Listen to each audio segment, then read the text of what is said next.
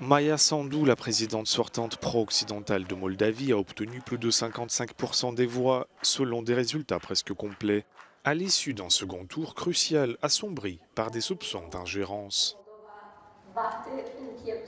Moldova a fost sub un atac fără precedent pentru istoria întregii Europe.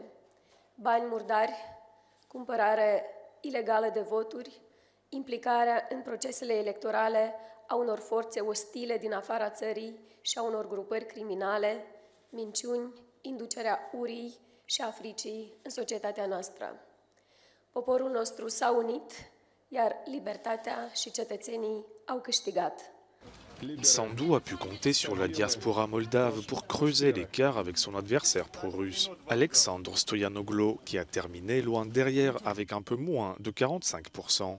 La police moldave a déclaré dimanche qu'elle disposait de preuves raisonnables du transport organisé d'électeurs vers les bureaux de vote, ce qui est illégal en vertu du code électoral du pays. Le ministère des Affaires étrangères a déclaré que des bureaux de vote en Allemagne et au Royaume-Uni avaient été la cible de fausses alertes à la bombe visant à interrompre le processus de vote. À la suite de l'invasion de l'Ukraine par la Russie, la Moldavie a demandé à adhérer à l'UE. Bruxelles a accepté d'entamer les négociations. Le virage pro-européen a contrarié Moscou, qui nie toutefois s'être immiscé dans cette élection. Jets de projectiles et de boue, insultes, certains scandant même assassins.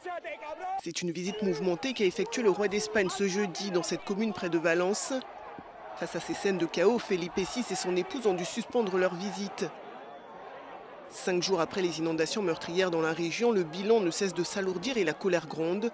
Au moins 217 personnes ont perdu la vie dans cette catastrophe et selon une partie de la population, l'ampleur de ce drame aurait pu être réduite si les autorités avaient réagi plus rapidement. Certains habitants affirment n'avoir reçu des messages d'alerte que plusieurs heures après le début du drame, alors que les services météo avaient placé la région en alerte orange.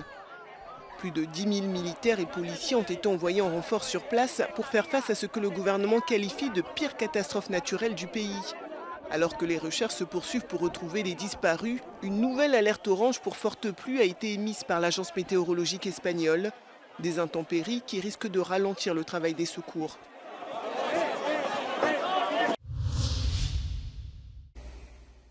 Ces membres des services de secours s'engouffrent dans le sous-sol inondé de ce bâtiment près de Valence.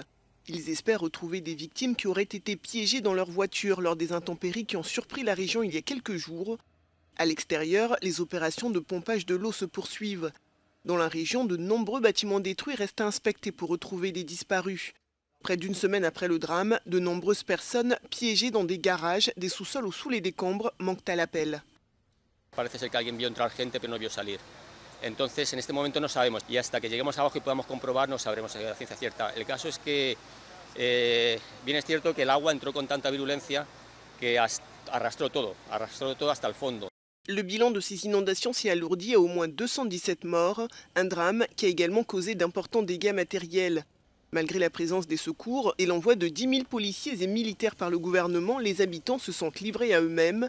Les images dramatiques de ces inondations ont fait le tour du pays et du monde et ont suscité un élan de solidarité nationale. Des milliers de volontaires sont venus prêter main forte aux sinistrés.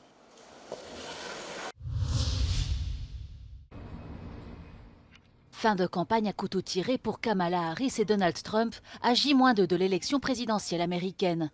Les deux candidats et leurs colistiers ont redoublé d'efforts pour convaincre les derniers indécis en tenant leur dernier meeting en Caroline du Nord et en Géorgie, deux des fameux swing states décisifs pour remporter le scrutin.